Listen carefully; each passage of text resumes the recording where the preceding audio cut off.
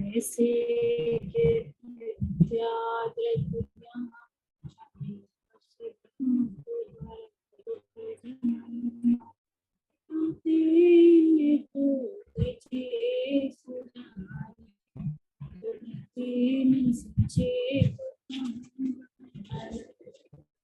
जीवादि प्रयोजन भूत तप सर्वे दिन माहि विपर्ययत चेतन को है उपयोग रूप बिन मूरत चिन्ह मूरत अनुभव खुद गल नभ धर्म इनते न्यारी है जी।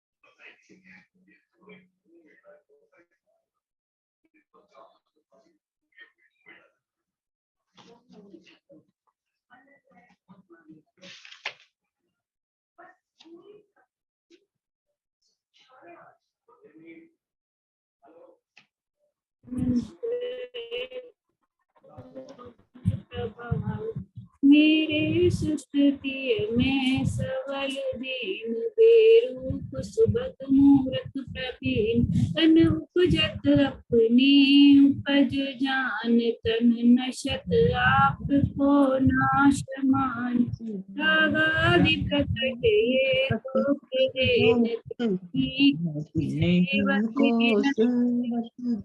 देन शुभ अशुभ बंद के फल मजार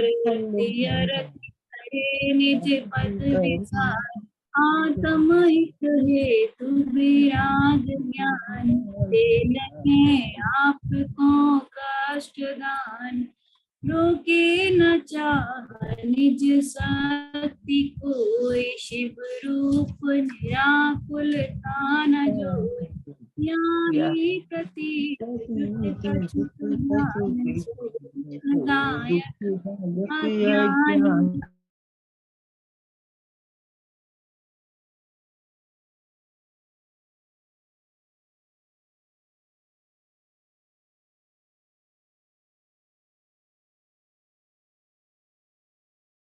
नमो अरिहन्ताणं नमो सीताणं नमो आयिरियाणं नमो उवझायाणं नमो लोय सवसाहुणं तीन भुवन में सार वीत राग विज्ञानता शिव स्वरूप शिवकार नमः त्रियोग संहारी के।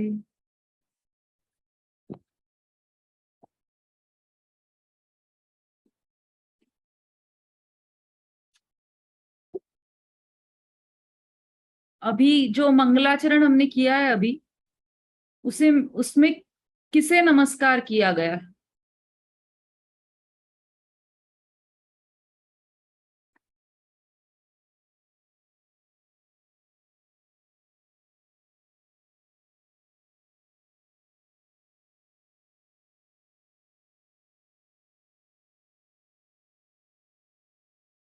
अंजलि जी बोलिए, वीडियो अपना ओपन कर लीजिए और फिर बोलिए।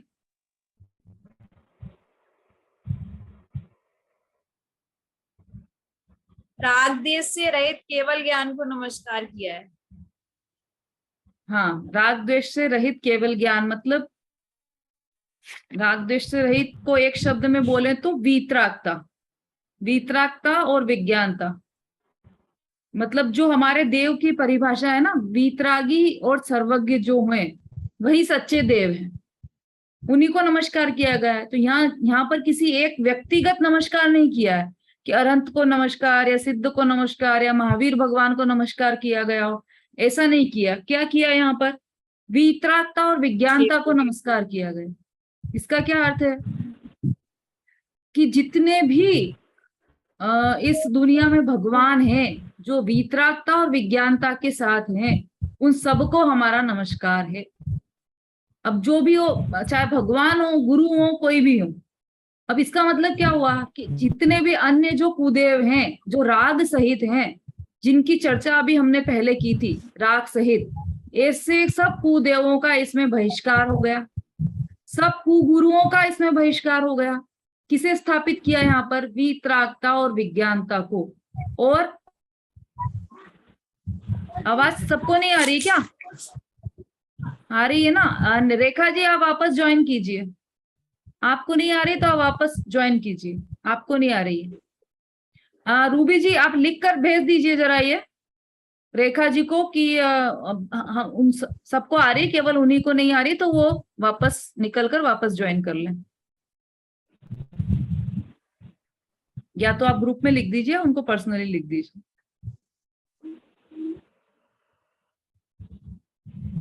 हाँ, तो हमारी क्या बात चल रही थी कि यहाँ पर वीतरागता और विज्ञानता को नमस्कार किया गया। ऐसा क्यों किया पंडित दौलतराम जी ने?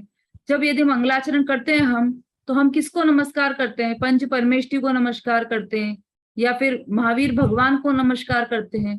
तो ऐसा नहीं करते हुए उन्होंने वीतरागता और विज्ञानता को नमस्कार किया, क्योंकि इस जगत में, यहाँ पर जैन दर्शन में व्यक्ति विशेष का महत्व नहीं है।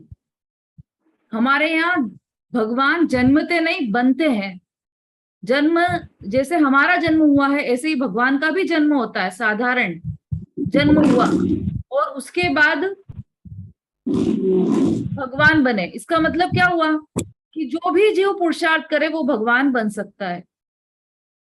अभी अन्य मतियों में हम बात करें तो उनके भगवान जन्मते हैं, ऐसा वो मानते हैं कि भगवान का जन्म हुआ, कृष्ण भगवान का जन्म हुआ, राम भगवान का, या जो भी भगवान का जन्म मानते हैं वो, और जन्म से ही उन्हें भगवान मानते हैं, भगवान कृष्ण ऐसा मानते हैं।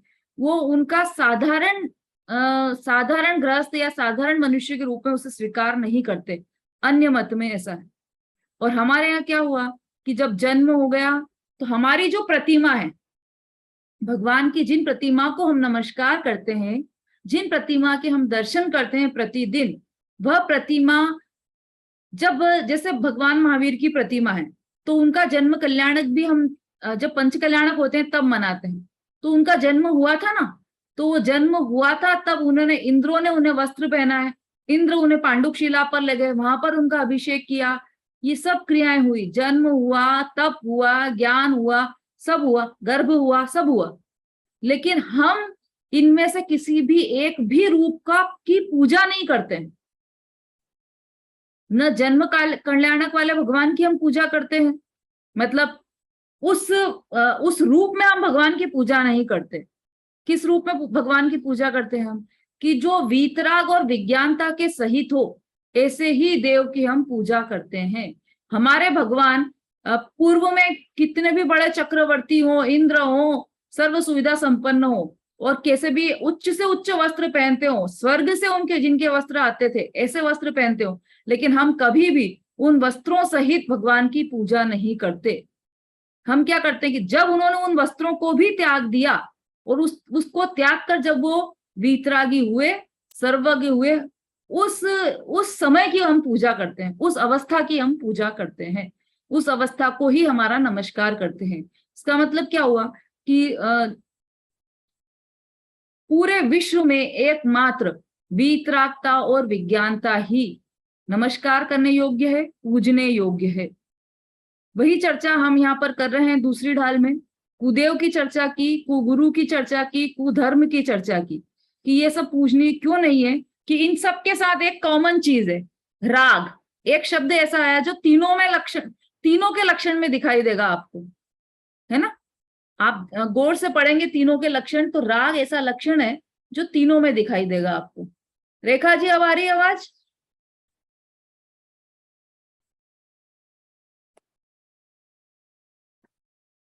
अब अभी जो हम ग्रहित मिथ्या ज्ञान की चर्चा कर रहे हैं, उसका भी जो बेस है ग्रहित मिथ्या ज्ञान का, वह भी राग है।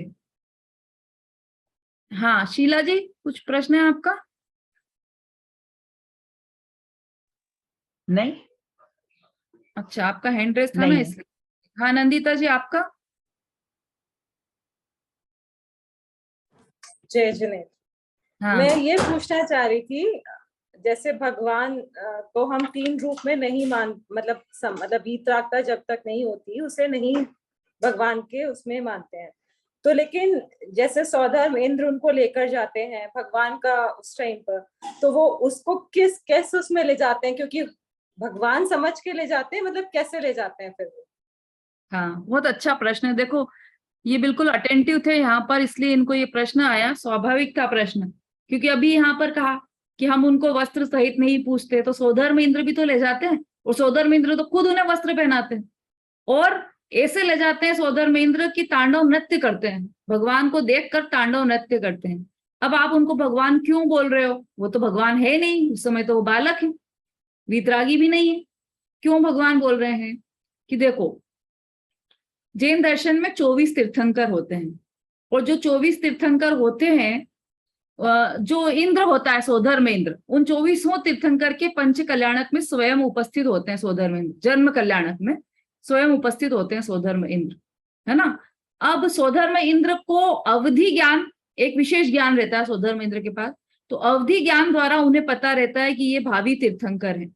और न सिर्फ सौधर्म इंद्र को, बल्कि जिस नगरी में उनका जन्म हुआ, जैसे अयोध्या नगरी में जिन तीर्थंकर का जन्म हुआ है, तो वहां पर उनके गर्भ में आने के 6 माह पूर्व, 6 मंथ्स पहले ही रत्नों की वर्षा होने लग जाती है।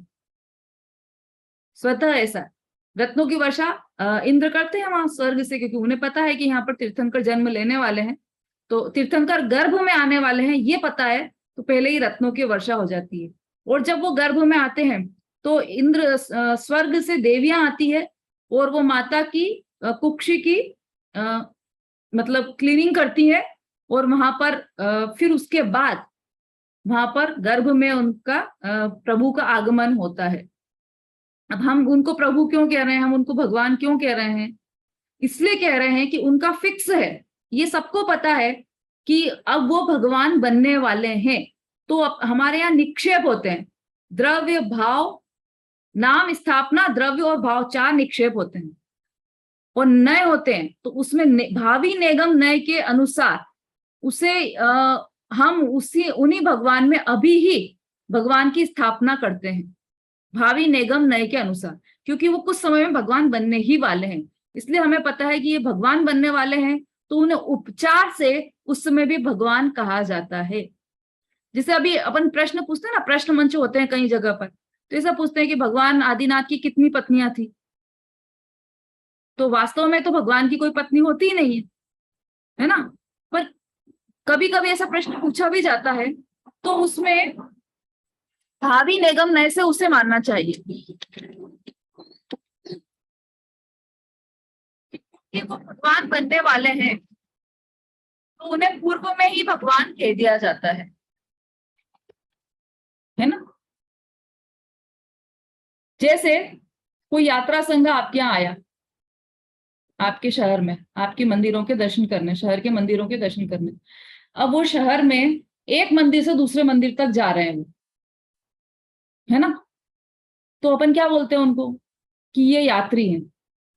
तो अभी वो यात्रा कर रहे हैं क्या? अभी तो वो बस एक किसी के घर बैठे हुए हैं, अभी तो नाश्ता कर रहे हैं, अभी तो भोजन कर रहे हैं, अभी तो सो रहे हैं। तब भी वो क्या कहलाते हैं? यात्री कहलाते हैं। क्यों? क्योंकि उनको उस रूप में, उस नए से उसे हम जानते हैं कि ये, क्योंकि ये यात्रा कर रहे हैं अभी कंटिन्यू, तो उस नए से हम उन्हें यात्री कह देते हैं।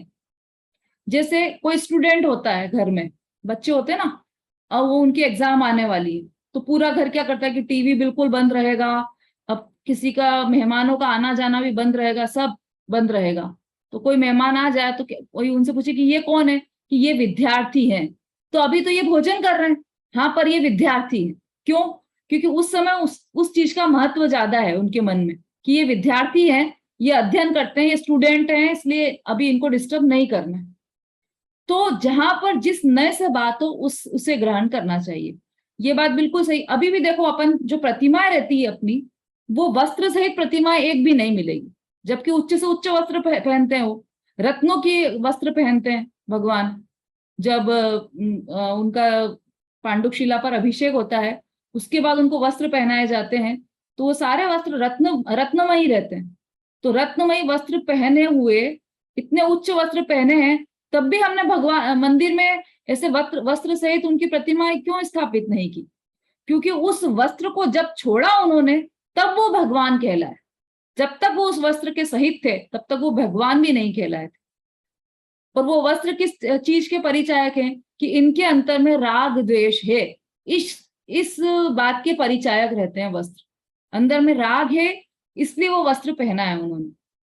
अंदर में राग जैसे जैसे छूटता जाएगा, वस्त्र भी छूटते चले जाएंगे, और वो निर्ग्रंथ दिगंबर मुनिराज हो जाएंगे, है ना। तो अब ये जो प्रश्न है कि हमारे भी तो सोदर में इंद्र उनकी पूजा करते हैं, या 1008 नेत्र बनाकर उन्हें देखते हैं। इतना सुंदर रूप रहता है भगवान का, तीर्थंकर का, कि 1008 नेत्र बनाकर उन्हें देखते हैं। तो वो बालक के रूप में ही देखते हैं, वहां पर ऐसा नहीं करते कि भगवान समझ के उनकी पूजा करने लग जाए, ऐसा नहीं करते हैं। और यदि भगवान समझ के पूजा भी करते हैं, तो वो भावी निगम नय के हिसाब से, कि अभी आगे कुछ ही समय में ये भगवान बनने वाले हैं। जैसे हम भावी 24 हैं, उसके अर्घ चढ़ाते हैं ना, है ना, ऐसे ही वो भावी निगम नय से वहां पर उनकी पूजा की जाती है, उनको भगवान बोला जाता है या माना जाता है। ठीक है, तो इसका मतलब क्या हुआ कि जो देवों में भी जो वीतरागी देव है वही सुदेव है, गुरुओं में भी जो वीतरागी गुरु है वही सुगुरु है, शास्त्रों में भी जो जो वीतरागता को दर्शाने वाले हैं वही शास्त्र, सम्यक शास्त्र हैं, वही शास्त्र पढ़ने योग्य है। जिसमें राग की बात आई हो जरा सी भी, तो वह राग का पोषण करने वाली वह जिनवाणी मिथ्या ज्ञान को बढ़ाने वाली है। ये आया ना, सो हे कुबोध बहु देन त्रास, ये चर्चा हमारी चल रही थी कल। अभी देखो, आप याद करोगे ना, कुदेव, कुगुरु और कुधर्म, तीनों का स्वरूप कल मैं पूछूंगी आप सबसे, तीनों के स्वरूप में राग कैसे फिट किया गया है, राग कैसे फिट होता है, राग जो शब्द है वो तीनों के स्वरूप में कॉमन क्यों है मतलब किस लिए, किस तरह से कॉमन है, ये आपको बताना रहेगा। ये कल का होमवर्क है आपका। ठीक है, चलिए अपन आगे बढ़ते हैं। पेज नंबर 44 निकाल लीजिए।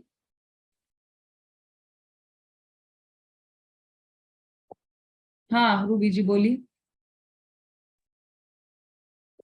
दीदी मुझे वो पूछना था, जैसे अपने आमनाएं है ना, तो 20 पंथी आमनाएं के जो लोग हैं वो फिर कुगुरु में आ जाएंगे, जैसे आते हैं ना शहर में, नगर में, तो हम लोग तो पूरा वो करते ही हैं फिर, इसलिए पूछ रहे हैं, क्योंकि वो जैसे चढ़वाते हैं ना नैवेद्य वगैरह वैसे चढ़वाते हैं, या फिर तो इसलिए। और कुछ मुनिराज मतलब मूर्ति भी रखते हैं अपनी, जैसे विशद सागर महाराज जी का चतुर्मास हुआ था यहाँ पर, तो फिर हम लोग जानते हुए भी 13 पंथी हैं हम लोग, और यहाँ की समाज ने भी 13 पंथी आमनाएं के हिसाब से उनका चतुर्मास हुआ था, पर फिर भी कुछ चीजें तो हो ही जाती है, तो उसमें किस में जाएगा वो, विनय तो करेंगे ही ना। अच्छा प्रश्न है। हाँ, हाँ। देखो इस आपकी बात से मुझे एक बात और ध्यान आई कि 20 पंथ स्टार्ट कैसे हुआ। पहले ओरिजिनली तो 13 पंथ ही था, 20 पंथ स्टार्ट कैसे हुआ कि एक बार एक राजा थे, वो मंदिर आए, बहुत बड़े राजा थे, वो मंदिर आए, और मंदिर में 2 चीजें रखी होती है, एक गंधोदक और एक चंदन। तो उन्होंने गंधोदक लगाया और चंदन लगाया। तो चंदन सिर पर लगाया उन्होंने, ऐसे यहाँ पर टीका लगाया चंदन का, और उसके बाद वो बाकी की वेदियों के दर्शन करें, और उन्होंने ढोक दी, तो उनका मस्तक जो भगवान विराजमान थे उनके पैर से टकराया। अब जब मस्तक पैर से टकराया तो मस्तक को जो चंदन लगा था ना वो उनके पैर में लग गया, और उसके बाद वो दर्शन करके निकल गए। और राजा आते हैं मतलब मंदिर, उसके बाद उनके साथ कितनी भीड़ आती होगी। प्रधानमंत्री आ जाए अपने शहर में तो उनके पीछे कितनी भीड़ आती है। ऐसे राजा आए तो उनके पीछे पूरी भीड़, पूरी जनता इतनी सारी आई। और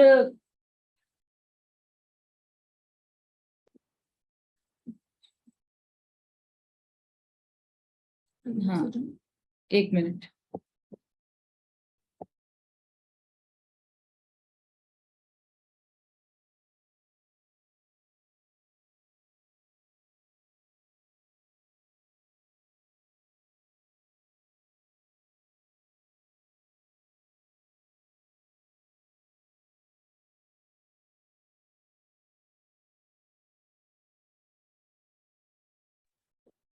हाँ, तो वो उसके बाद पूरी भीड़ ने आकर देखा कि अरे राजा ने भगवान के चरणों में चंदन लगाया है। तो फिर भीड़ तो अनुसरण करती है, वो तो अपन उदाहरण देख ही चुके हैं कि भीड़ कैसे अनुसरण करती है। भेड़ चाल चलती भेड़ चाल। तो सब ने आए और चंदन उठाया और भगवान के चरणों में लगाया। इस तरह से 20 पंथी आमनाएं शुरू हुई। अब उसमें विक्षिप्ति होती चली गई। जैसे अब ये है, जैसे उसको क्या है कि किसी पंथ विशेष का विरोध नहीं है। जैन शासन में किसी भी चीज का विरोध नहीं है, किसी भी चीज का विरोध नहीं। बस तर्क की कसौटी पर वो चीज खरी उतरे तो हम उसको मानने के लिए तैयार हैं। पहले भी कहा था ये कि हमारा सिर सड़ा नारियल नहीं है कि सड़ा नारियल है तो कहीं भी फोड़ दो, ऐसा नहीं है हमारा सिर। हमारी श्रद्धा है, मूल्यवान है, बहुमूल्य ही नहीं अमूल्य है हमारी श्रद्धा। वो सोच समझकर जो वीतरागी हो, जो वास्तव में हमें सुख प्रदान कर सके, ऐसे आदर्श देव शास्त्र गुरु को ही मानेगी हमारी श्रद्धा। हमारी श्रद्धा ऐसी वैसी नहीं है कि कोड़ियों के मोल बिक जाए। इतनी अमूल्य श्रद्धा है हमारी। तो इसलिए ये तो यहाँ पर कसौटी दी है। अब 20 पंथ में फिर उसके बाद बहुत सारी चीजें जोड़ते चले गए कि नैवेद्य है तो नैवेद्य में फ्रूट्स लेके आओ, फ्रूट्स चढ़ाओ, गीला नारियल चढ़ाओ। तो उस दिन भी बात आई थी अपनी कि क्यों नहीं चढ़ाना, क्या दिक्कत है इसमें। कि पहली बात तो ये है कि हिंसा के साधन है ना। फ्रूट्स चढ़ाओ तो फ्रूट्स तो आप घर में भी रखते हो, तो उसमें चींटियां कितनी जल्दी आने लग जाती। और कोई भी फल और भी मिठाइयां चढ़ा देते हैं, उसमें कितनी। इवन दिवाली के दिन जब निर्वाण लाड़ू चढ़ाया जाता है तो पहले के जमाने में तो कुछ लोग तो बूंदी के लाड़ू चढ़ाते थे। आज भी कहीं कहीं पर है कि बूंदी के लड्डू बनाए जाते हैं और वो चढ़ाए जाते हैं।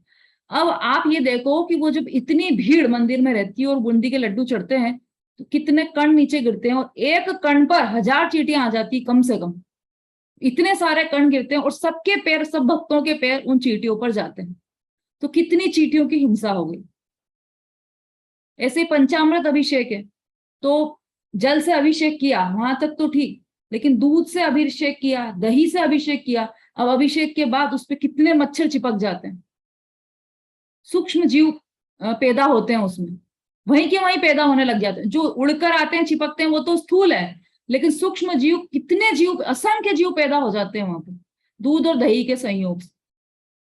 प्रतिमा प्रक्षालन का उद्देश्य यह है, प्रतिमा का प्रक्षालन क्यों किया जाता है ना। कहीं कहीं पर तो ये मान्यता है कि भाई जन्माभिषेक के दिन भी तो भगवान को नहलाया जाता है।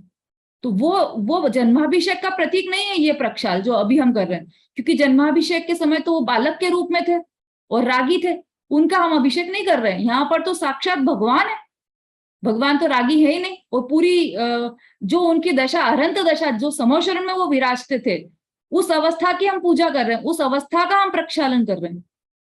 तो वहां पर कैसे करेंगे कि वास्तव में तो प्रक्षालन मुनिराज के ही अस्नान व्रत होता है। बोलो, मुनिराज के अभी व्रत आएंगे अपने इसमें, जब तीसरी ढाल आएगी तो मुनिराज की पूरे स्वरूप की चर्चा आएगी।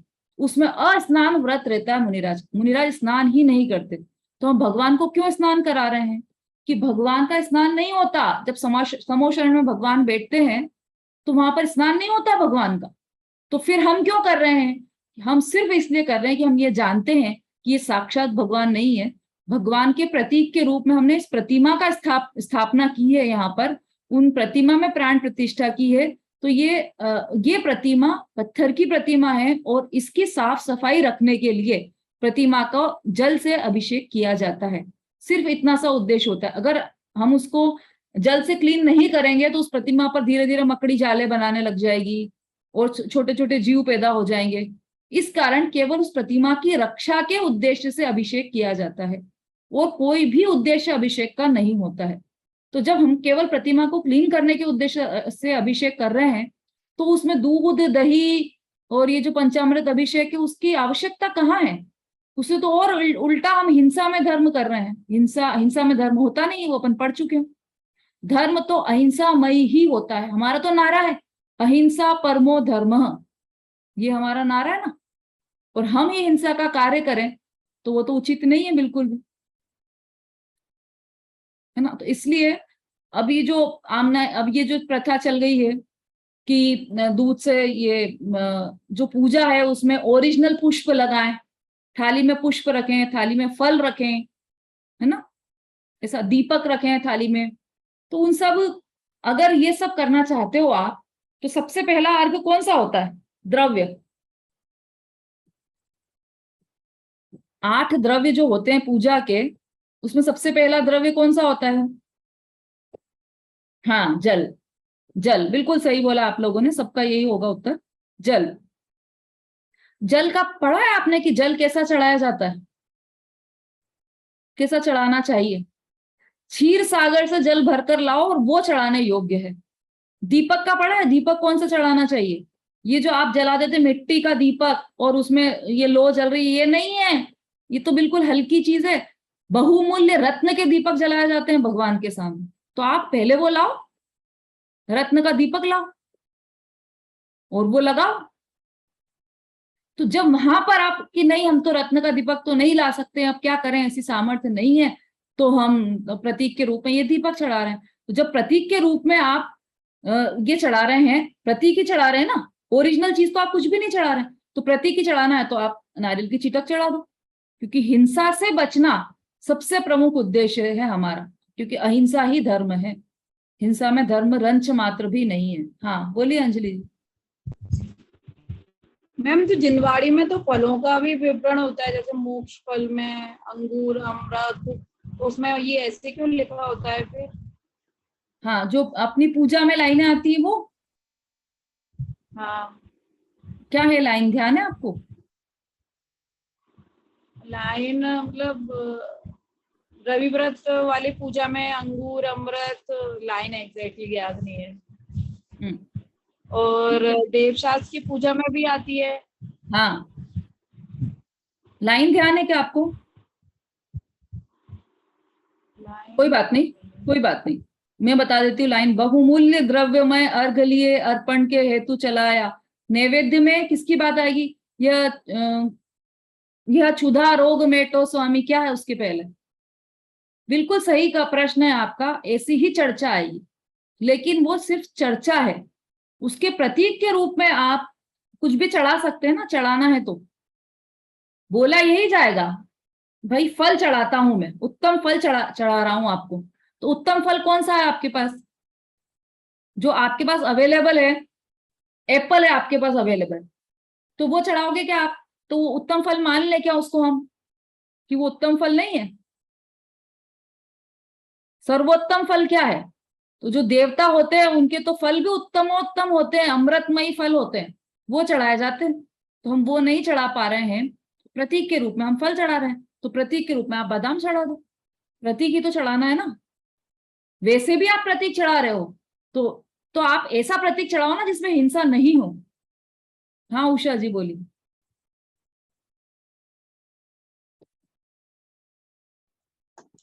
ये कह रही मोक्ष के दिन, भगवान के मोक्ष के दिन लड्डू चढ़ाया जाता है चीनी का। हाँ हाँ हाँ, अभी तो वही चर्चा चली। हाँ हाँ, आपने बूंदी का बताया था ना, कहीं कहीं बूंदी का चढ़ता है, तो हाँ, चीनी कहीं का चढ़ता लड्डू है। हाँ चढ़ा सकते हैं ना। नहीं, कहीं कहीं चीनी का भी चढ़ता है और कहीं कहीं बूंदी का भी चढ़ता है, लेकिन अब समझदार हो गए हैं, अवेयर हो गए हैं लोग, तो बूंदी का लड्डू भी बंद कर दिया है और चीनी का लड्डू भी बंद कर दिया है। चीनी का भी, लड्डू का भी एक भी कण नीचे गिरता है तो उसमें 1000 चींटियां आती है, अपन प्रत्यक्ष अपने आंखों से देखते हैं। चीनी पे तो कितनी जल्दी चींटियां आती है। तो वो ऐसी चीज नहीं चढ़ाओ आप। हम तो नारियल चढ़ा, अपना गोला चढ़ाओ ना, सूखा नारियल जिसे आप बोलते हैं, गोला पूरा लो अखंड और उसे चढ़ाइए आप, प्रतीक के रूप में चढ़ाना है। तो बहुत जगह पर बंद हो गया है क्योंकि अवेयरनेस आ रही है सब में, सबको दिखाई देता है कि कितनी हिंसा हो रही है इसमें। बहुत सारे मंदिरों में गोला ही चढ़ाया जाता है और ये चढ़ाना तो बिल्कुल अनुचित है। हाँ रेखा जी बोलिए। जय नंदी दीदी, आप बोल रही थी कि रत्नों का दीपक लेके आए, जैसे अपन को दीपक जलाना है तो, हाँ है ना? बहुमूल्य तो रत्न होना चाहिए। हाँ बहुमूल्य। तो दीदी उसमें भी तो घी डालेंगे और बाती लगाएंगे तो दीदी उसमें भी तो हिंसा होगी कि नहीं? नहीं नहीं नहीं नहीं नहीं, तो वो रत्न का रत्न दीपक मतलब उसकी ज्योति, उसकी प्रकाश ही उसमें रत्न से आता है, उसमें ज्योति थोड़ी जलाई जाती। दीपक मतलब बाहर का नहीं, पूरा दीपक ही रत्नमय होता है, उसमें ज्योति जलानी ही नहीं पड़ती। और ये दीपक तो आपका बुझ जाता है, बार बार तेल डालना पड़ता है, लेकिन जो ओरिजिनल दीपक होता है वो बुझता ही नहीं है, रत्न की इतनी रोशनी रहती है उसमें, वो अखंड दीपक वही होता है। हाँ नंदिता जी। जो हम गोला चढ़ाते हैं उनको छील के चढ़ाना चाहिए हमें, छिलका निकाल कर उसका। हाँ कोशिश ये करना चाहिए, लेकिन अगर आप पूरा गोला ऐसे भी चढ़ाते हो उसमें कोई दोष नहीं है। ये वो पूरा गोला तो वो लोग माली लोग रिपीट कर देते हैं, I have heard like this, कि वो क्या कर वापस से देते? चढ़वा, वापस से वही गोला मंदिर में आ जाता है। अगर पूरा का पूरा हम वैसा का वैसा अच्छा चढ़ा देते अच्छा हैं अच्छा, हाँ तो हाँ, ये हो सकती है बात, ये हो सकती है बात, इसलिए बिल्कुल छील कर चढ़ाना चाहिए। और अच्छी दुकान से खरीदते हैं अपन लोग तो वैसे भी वहां पर ऐसे चढ़े हुए गोले तो मिलते नहीं है, छोटी मोटी वहां दुकान नहीं, से। लेकिन के माली ऐसा कर सकते हैं, माली जो ऐसा कर मंदिर सकते हैं, के। सही बात है। और गोले पर भी अपन तो स्वस्तिक वगैरह ऐसे बहुत सुंदर सुंदर सजाया जाता है उसको, गोले को पूरा वाइट करके, हाँ फिर उसको सजाया जाता है, तो वो सब अच्छा है। वो आपका धर्म प्रेम, धर्म के प्रति प्रेम का सूचक है, करना चाहिए। रूबी जी।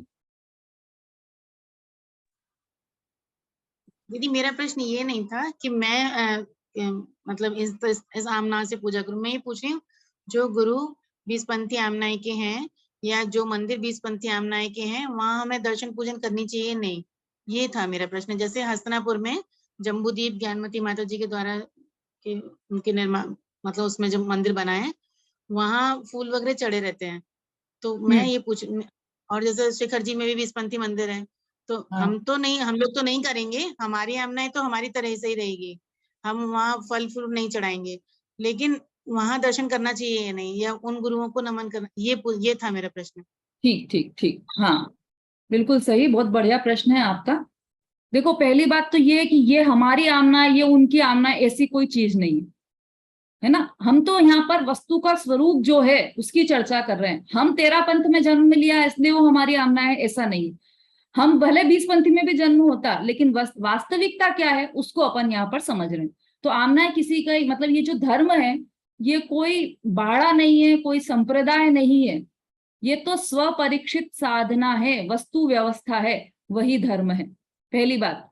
दूसरी बात, जब जैसा कि आपने पूछा कि 20पंथी मंदिर में हमें दर्शन करना कि नहीं करना, तो उसके लिए आप है ना अकलंक निकलंक की स्टोरी पढ़िए। हो सकता है आपने सुनी भी होगी अकलंक निकलंक की स्टोरी। जब वो बौद्ध विद्यालय में अध्ययन करने गए और उन्हें वहां पर बौद्ध गुरु ने पकड़ लिया, क्योंकि उन्होंने एक जो सिद्धांत था, स्यात् अस्ति स्यात् नास्ति, ये लिख रहे थे बौद्ध गुरु बोर्ड पर। तो उन्होंने अस्ति और नास्ति ये तो लिख लिया, लेकिन स्यात् शब्द वो भूल गए। अब वो